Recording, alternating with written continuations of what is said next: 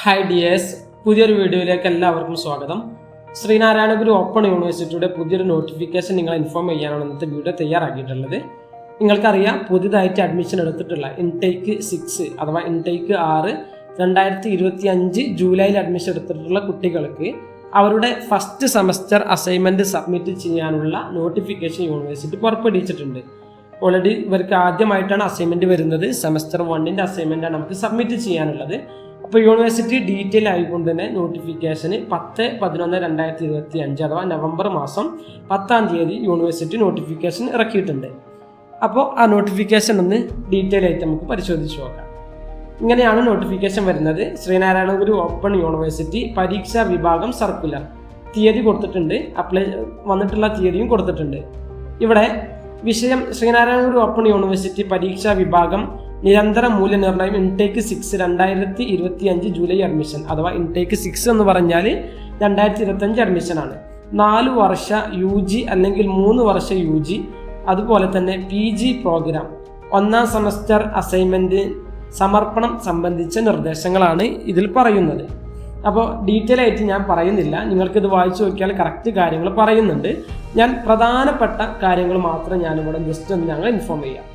ഇവിടെ നിങ്ങൾ മനസ്സിലാക്കേണ്ടത്, നിങ്ങൾക്ക് എല്ലാ സെമസ്റ്ററിലും ഓരോ സബ്ജക്റ്റിനും 2 അസൈൻമെൻറ്റ് വീതം എഴുതാനുണ്ടായിരിക്കും. ഓക്കെ, അതാണ് ഈ ഡീറ്റെയിൽ ആയിട്ട് ഞാൻ വായിക്കുന്നില്ല, ഡീറ്റെയിൽ ആയിട്ട് പറഞ്ഞുതരാം.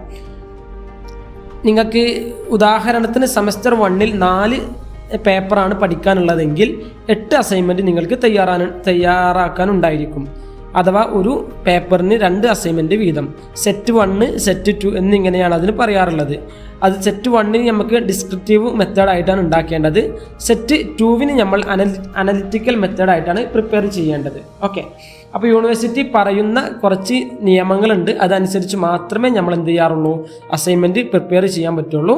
ഇപ്പോൾ എങ്ങനെയാണ് സബ്മിറ്റ് ചെയ്യേണ്ടതെന്നൊക്കെ യൂണിവേഴ്സിറ്റി പറയുന്നുണ്ട്. നമുക്ക് നോട്ടിഫിക്കേഷൻ ദീർഘമായിട്ട് നോക്കാം. ഇവിടെ പറയുന്നുണ്ട് എന്തൊക്കെയാണ് last date of submission without fine ഇല്ലാതെ നമുക്ക് സബ്മിറ്റ് ചെയ്യാനുള്ള അവസാന തീയതി എന്നാണ്. അതേപോലെ തന്നെ ഫൈനോട് കൂടിയിട്ട് എങ്ങനെയൊക്കെ ചെയ്യാന്നുള്ളതും വളരെ പറയുന്നുണ്ട്. ഓക്കെ, ഇൻടേക്ക് 6 സെമസ്റ്റർ പ്രോഗ്രാമും കാര്യങ്ങളൊക്കെ ഇവിടെ കൊടുത്തിട്ടുണ്ട്. FUUG അഥവാ 4 ഇയർ അണ്ടർ ഗ്രാജുവേറ്റ് 4 വർഷ ഡിഗ്രി വിദ്യാർത്ഥികൾക്ക് ഇൻടേക്ക് 6 2025 അഡ്മിഷൻ എടുത്ത വിദ്യാർത്ഥികൾക്ക് സെമസ്റ്റർ 1 ആ സ്റ്റുഡൻസ് എന്ന് പറയുന്നത് BA English, BA Malayalam, BA history, BA sociology, അതേപോലെ BCom ബാച്ചിലർ ഓഫ് കൊമേഴ്സ്, അത് ഫിനാൻസ് ആയിക്കോട്ടെ, കോർപ്പറേഷൻ ആയിക്കോട്ടെ, BBA. അതുപോലെ തന്നെ ഈ പ്രോഗ്രാമുകൾക്കുള്ള അസൈൻമെൻറ്റ് സബ്മിഷൻ്റെ അവസാനത്തെ ഡേറ്റ് എന്ന് പറയുന്നത് 18/1/2026 ആണ്. അഥവാ 2026 ജനുവരി 18 അവർക്ക് ഫൈൻ ഇല്ലാതെ സബ്മിറ്റ് ചെയ്യാനുള്ള അവസാന തീയതി എന്ന് പറയുന്നത്. ഓക്കെ, അപ്പോൾ ഇതിന് മുന്നായിട്ട് വിദ്യാർത്ഥികൾ, ഈ പറയപ്പെട്ട വിദ്യാർത്ഥികൾ എത്രയും പെട്ടെന്ന് അസൈൻമെൻറ്റ് പ്രിപ്പയർ ചെയ്തിട്ട് യൂണിവേഴ്സിറ്റി പറയുന്ന നിയമപ്രകാരം നമ്മുടെ ഡാഷ്ബോർഡിൽ പോയിട്ട് അപ്ലോഡ് ചെയ്യേണ്ടതാണ്. അതേപോലെ തന്നെ സെമസ്റ്റർ 1 UG അഥവാ 3 വർഷ വിദ്യാർത്ഥികൾക്ക് BA ഹിന്ദി, BA അറബി, സംസ്കൃതം, അഫ്ദലുൽ ഉലമ, BA economics, BA philosophy, BA political science, nano entrepreneurship, BSc data science and analytics, BCA പോലത്തെ ഇങ്ങനത്തെ പ്രോഗ്രാമുകൾക്കും കറക്റ്റ് ഡേറ്റും അതേപോലെ തന്നെ കൊടുത്തിട്ടുണ്ട്. 18/1/2026. ഈ 18/1/2026 മുമ്പായിട്ട് യൂണിവേഴ്സിറ്റി പറഞ്ഞ പ്രകാരം അവരും എന്ത് ചെയ്യണം, പറയപ്പെട്ട സബ്ജക്റ്റിൻ്റെ അസൈൻമെൻറ്റുകൾ കൃത്യമായിട്ട് ഡാഷ്ബോർഡിൽ അപ്ലോഡ് ചെയ്യേണ്ടതാണ്. ഇനി UG പ്രോഗ്രാമിലേക്ക് വരുന്നവരാണെന്നുണ്ടെങ്കിലും ഈ ഒരു ഇൻടേക്ക് 6 അഡ്മിഷൻ എടുത്തിട്ടുള്ള സെമസ്റ്റർ 1 വിദ്യാർത്ഥികൾക്കും ഇതന്നെയാണ് കറക്റ്റ് ഡേറ്റ് കൊടുത്തിട്ടുള്ളത്. 18/1/2026. MA English, MA Malayalam, MA Hindi, MA Arabic, Sanskrit, history, sociology, economics, philosophy, master of commerce എടുത്തവർക്കൊക്കെ ഈ ഒരു ഡേറ്റ് തന്നെയാണ് അവസാനമായിട്ട് ഡേറ്റ് കൊടുത്തിട്ടുള്ളത്, ഫൈൻ ഇല്ലാതെ അടക്കാനുള്ള ഡേറ്റ് കൊടുത്തിട്ടുള്ളത്. ഇനി പട്ടികയിൽ ഉൾപ്പെടുത്തിയിട്ടുള്ള ഇൻടേക്ക് 6 അഥവാ 2025 ജൂലൈ അഡ്മിഷൻ എടുത്തിട്ടുള്ള വിവിധ പ്രോഗ്രാമുകളുടെ അസൈൻമെൻറ്റുകൾ പഠിതാക്കളിൽ പറയപ്പെട്ട 18/1/2026 വരെ കൂടാതെ ഓൺലൈനായി സമർപ്പിക്കാവുന്നതാണ്. ഇനി 18/1/2026 തീയതിക്ക് ശേഷം അസൈൻമെൻറ്റ് 1 50 രൂപ ലേറ്റ് ഫീയോട് കൂടി ബന്ധപ്പെട്ട പ്രോഗ്രാം കാലാവധി വരെയും പ്രോഗ്രാം കാലാവധിക്ക് ശേഷം 100 രൂപ സൂപ്പർ ഫൈനോട് കൂടിയും ഓൺലൈനായി സമർപ്പിക്കാവുന്നതാണ്. അഥവാ നിങ്ങളിനി സെമസ്റ്റർ 1 കഴിഞ്ഞു, സെമസ്റ്റർ 2 കഴിഞ്ഞു, 3, 4, 5 നിങ്ങൾ ഈ ഒരു ഡിഗ്രി കഴിയുന്നതിന് മുമ്പായിട്ട് നിങ്ങൾക്ക് പിന്നെ സബ്മിറ്റ് ചെയ്താൽ മതി. അത് കുഴപ്പമില്ല എന്നാണ് യൂണിവേഴ്സിറ്റി പറയുന്നത്. ഇപ്പം നിങ്ങൾ സെമസ്റ്റർ 3, 4, 5, 6 പഠിക്കുന്ന സമയത്ത് ഒരുമിച്ച് ആണ് നിങ്ങൾ സബ്മിറ്റ് ചെയ്യുന്നതെങ്കിൽ അങ്ങനെയും ചെയ്യാൻ സാധിക്കുന്നതാണ്. അങ്ങനെയാണെന്നുണ്ടെങ്കിൽ ഒരു അസൈൻമെൻറ്റിന് 50 രൂപ ഫൈൻ അടച്ചിട്ട് വേണം നിങ്ങൾ ചെയ്യാൻ. ഇനി നിങ്ങൾ ഈ പറയപ്പെട്ട കാലാവധിയിലും ചെയ്തിട്ടില്ലെങ്കിൽ, അഥവാ നിങ്ങളുടെ 3 വർഷം അല്ലെങ്കിൽ 4 വർഷം ഡിഗ്രി ഡ്യൂറേഷൻ കഴിഞ്ഞതിന് ശേഷമാണ് അസൈൻമെൻറ്റ് സബ്മിറ്റ് ചെയ്യുന്നതെങ്കിൽ ഒരു അസൈൻമെൻറ്റിന് 100 രൂപ വെച്ചിട്ട് നിങ്ങൾ ഫൈൻ അടച്ചിട്ട് വേണം, പേയ്മെൻറ്റ് ചെയ്തിട്ട് വേണം അസൈൻമെൻറ്റ് സബ്മിറ്റ് ചെയ്യാനെന്നാണ് പറയുന്നത്. ഇനി എങ്ങനെയാണ് അസൈൻമെൻറ്റ് സബ്മിറ്റ് ചെയ്യേണ്ടത്, അതേപോലെ തന്നെ അസൈൻമെൻറ്റ് എവിടെ നിന്നാണ് അസൈൻമെൻറ്റിൻ്റെ ക്വസ്റ്റ്യൻസ് കിട്ടുക എന്നുള്ളതാണ്. ബേസിക്കലി നമുക്ക് അസൈൻമെൻറ്റിൻ്റെ ക്വസ്റ്റ്യൻസ് കിട്ടാറുള്ളത് നമ്മുടെ യൂണിവേഴ്സിറ്റിയുടെ ഒഫീഷ്യൽ വെബ്സൈറ്റുള്ള നമ്മുടെ ഡാഷ്ബോർഡിൽ കയറിയിട്ട്, സ്റ്റുഡൻസ് ഡാഷ്ബോർഡിൽ കയറിയിട്ട് അസൈൻമെൻറ്റ് എന്ന ഭാഗം നിങ്ങൾക്ക് കാണാൻ സാധിക്കും. അവിടെ വ്യൂ ക്വസ്റ്റ്യൻസ്, ഓരോ സെമസ്റ്റർ സെലക്ട് ചെയ്തതിന് ശേഷം ഓരോ ക്വസ്റ്റ്യൻസ് സെലക്ട് ചെയ്യാനുള്ള ഒരു ഓപ്ഷൻ വരും. അത് ജസ്റ്റ് ക്ലിക്ക് ചെയ്ത് കൊടുത്താൽ ഓരോ സബ്ജക്റ്റിൻ്റെയും ക്വസ്റ്റ്യൻസ് നിങ്ങൾക്ക് കാണാൻ സാധിക്കുന്നതാണ്. അതിൻ്റെ അതിൻ്റെ മറ്റേ ഭാഗത്ത് തന്നെ നിങ്ങൾക്ക് ആ ക്വസ്റ്റ്യൻസ് ആൻസർ ചെയ്തിട്ട് അപ്ലോഡ് ചെയ്യാനുള്ള ഭാഗം അവിടെ തന്നെ ഉണ്ടായിരിക്കുന്നതാണ്. ഓക്കെ, അസൈൻമെൻറ്റ് സബ്മിറ്റ് ചെയ്യാൻ 2 മെത്തേഡാണ് നമുക്കുള്ളത്. ഒന്ന് ഡയറക്റ്റ് യൂണിവേഴ്സിറ്റിയുടെ വെബ്സൈറ്റിൽ കയറിയിട്ട് നമ്മുടെ സ്റ്റുഡൻറ്റ് പോർട്ടലിൽ കയറിയിട്ട് ഓരോ സബ്ജക്റ്റിൻ്റെയും പോയിട്ട് അവിടെ ടിക്ക് ഇട്ട് കൊടുത്തിട്ട് അവിടെ അപ്ലോഡ് ചെയ്യാനുള്ള ഓപ്ഷൻ ഉണ്ട്. അതിന് കുറച്ച് നിയമങ്ങൾ പറയുന്നുണ്ട്. PDF ഫോർമാറ്റിലായിരിക്കണം, അല്ലെങ്കിൽ ഡോക്ക് ഫോർമാറ്റിലായിരിക്കണം ചെയ്യേണ്ടത്. PDF ആണ് ഏറ്റവും ബെറ്റർ എന്ന് പറയുന്നു. അതുപോലെ തന്നെ 10 MB-ലേറെ അതെന്ത് ചെയ്യാൻ പാടില്ല, കൂടാൻ പാടുള്ളതല്ല. അതുപോലെ തന്നെ നിങ്ങളുടെ അസൈൻമെൻറ്റ് എഴുതുന്നതിൻ്റെ ഫേസിങ് ഷീറ്റ് എന്ന് പറഞ്ഞിട്ട് 2 പേജുകൾ വെക്കാനുണ്ട്. അതിൽ നിങ്ങളുടെ ബേസിക് ആയിട്ടുള്ള ഡീറ്റെയിൽസ് കാര്യങ്ങളൊക്കെ ആഡ് ചെയ്യണം. രണ്ടാമത്തെ ഒരു ഷീറ്റും പാടെ വെക്കാനുണ്ട്. അതിലാണ് നിങ്ങളുടെ ക്വസ്റ്റ്യൻസ് കാര്യങ്ങൾ, എൻറോൾ നമ്പർ കാര്യങ്ങളൊക്കെ അതിൽ നിങ്ങൾ എഴുതി വെക്കേണ്ടതാണ്. ഇങ്ങനെയാണ് യൂണിവേഴ്സിറ്റിയുടെ ഈ ഒരു അസൈൻമെൻറ്റ് ഞാൻ സബ്മിറ്റ് ചെയ്യേണ്ടത്. അത് നിങ്ങൾക്ക് ഒരുമിച്ച് ഒറ്റ PDF ആക്കിയിട്ട്, ഒരു അസൈൻമെൻറ്റിൻ്റെ PDF മൊത്തം ഒരു ബുക്ക് പോലെ PDF ആക്കിയിട്ട് അത് മൊത്തമായിട്ട് നിങ്ങൾക്ക് ഒരു PDF ഫയലാക്കിയിട്ട് അപ്ലോഡ് ചെയ്യാനാണ് ഏറ്റവും ബെറ്റർ ആയിട്ടുള്ള ഓപ്ഷൻ എന്ന് പറയുന്നത്. ഓക്കെ, ഇനി നിങ്ങൾക്ക് അസൈൻമെൻറ്റ് രണ്ടാമത്തെ ഒരു ഓപ്ഷൻ എന്ന് പറയുന്നത്, അസൈൻമെൻറ്റ് വേണമെന്നുണ്ടെങ്കിൽ നിങ്ങൾക്ക് നിങ്ങളുടെ LSEയിൽ പോയിട്ട് ഓഫ്ലൈനായിട്ടും നിങ്ങൾക്ക് അസൈൻമെൻറ്റ് സബ്മിറ്റ് ചെയ്യാൻ സാധിക്കുന്നതാണ്. അതിന് നിങ്ങൾ നമ്മുടെ സ്റ്റുഡൻറ്റ് പോർട്ടലിൽ കയറിയിട്ട് ഓഫ്ലൈൻ സബ്മിഷൻ എന്ന് ക്ലിക്ക് ചെയ്ത് കൊടുക്കുക.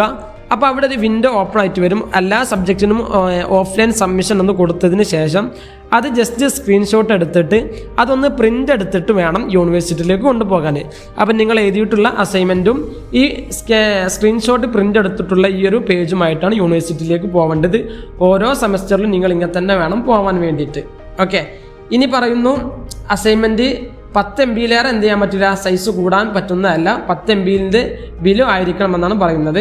അതേപോലെ തന്നെ 10 പേജ് എന്നുള്ളത് വിഷയത്തിൻ്റെ ഉള്ളടക്കമാണ്. അഥവാ ഒരു അസൈൻമെൻറ്റ് തയ്യാറാക്കുന്ന സമയത്ത് വിഷയം 10 പേജ് ഉണ്ടായിരിക്കണം. അഥവാ നിങ്ങളുടെ ഫേസിങ് ഷീറ്റ് കാര്യങ്ങൾ, അതേപോലെ തന്നെ സെക്കൻഡ് പേജിനൊക്കെ പുറമെ ഇൻട്രൊഡക്ഷൻ ആയിട്ട് 10 പേജ് അസൈൻമെൻറ്റ് ഉണ്ടായിരിക്കണം എന്നുള്ളതാണ് പറയുന്നത്. മിനിമം 10 പേജെങ്കിലും ഉണ്ടായിരിക്കണം എന്നുള്ളതാണ് പറയുന്നത്. നമ്മുടെ erp.sgou.ac.in എന്ന സ്റ്റുഡൻറ്റ് പോർട്ടലിൽ കയറിയിട്ട് നമ്മുടെ ഡാഷ്ബോർഡിൽ കയറിയിട്ടാണ് നിങ്ങൾ എന്ത് ചെയ്യേണ്ടത്, ആ ഒരു അസൈൻമെൻറ്റ് സബ്മിറ്റ് ചെയ്യേണ്ടത്. ഓൺലൈൻ മോഡ്, ഓഫ്ലൈൻ മോഡ്, ഇങ്ങനെ 2 ഓപ്ഷൻ ഉണ്ട് നമ്മൾ പറഞ്ഞു. അത് നിങ്ങൾക്ക് എന്ത് ചെയ്യാൻ പറ്റും, ഇവിടെ സെലക്ട് ചെയ്തിട്ട് ചെയ്യാവുന്നതാണ്. അതുപോലെ തന്നെ സെറ്റ് 1-ന് നമ്മൾ ഡിസ്ക്രിപ്റ്റീവ് എന്ന് പറയുന്നു, സെറ്റ് 2-ന് നമ്മൾ അനലിറ്റിക്കൽ എന്നും പറയുന്നു. അസൈൻമെൻറ്റിൻ്റെ കണ്ടന്റ് എന്ന് പറയുന്നത് നിങ്ങൾ മനസ്സിലാക്കുക. സെറ്റ് 1 ആണ് എന്നുണ്ടെങ്കിൽ എങ്ങനെയാണ് സെറ്റ് 1 തയ്യാറാക്കേണ്ടതെന്ന് ചോദിച്ചാൽ, ആദ്യമായിട്ട് നിങ്ങളുടെ മെയിൻ പാരഗ്രാഫ് അഥവാ ഇൻട്രൊഡക്ഷൻ പാർട്ട് ആദ്യം കൊണ്ടുവരിക. അസൈൻമെൻറ്റിൻ്റെ ഇൻട്രൊഡക്ഷൻ പാർട്ട് തയ്യാറാക്കുക. ദെൻ മെയിൻ കണ്ടൻസ് നിങ്ങൾ കൊണ്ടുവരണം. ദെൻ അതിനൊരു കൺക്ലൂഡ് ഭാഗമായിട്ട് കൺക്ലൂഷൻ നിങ്ങൾ കൊണ്ടുവരണം. എന്നിട്ട് അതിൻ്റെ റെഫറൻസ് അല്ലെങ്കിൽ ബിബ്ലിയോഗ്രഫി എന്ന് പറയുന്ന ഒരു ഭാഗം നിങ്ങൾ കൊണ്ടുവരണം. നിങ്ങൾ എവിടെ നിന്നൊക്കെ എടുത്തിട്ടാണ് ഈ ഒരു അസൈൻമെൻറ്റ് തയ്യാറാക്കിയിട്ടുള്ളത്.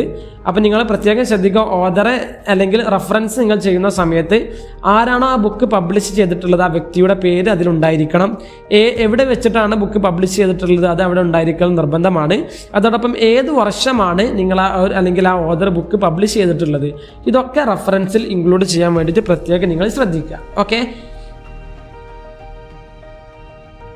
അതേപോലെ പറയുന്നുണ്ട്, നിങ്ങൾ എന്തെങ്കിലും നിങ്ങൾ എന്തെങ്കിലും ക്രമക്കേടുകൾ നടത്തി കഴിഞ്ഞാൽ അത് നമ്മുടെ എക്സാം അത് ബാർ ചെയ്യുന്നതാണ്, അല്ലെങ്കിൽ നമ്മുടെ അസൈൻമെൻറ്റ് അസാധുവാക്കുന്നതാണ്.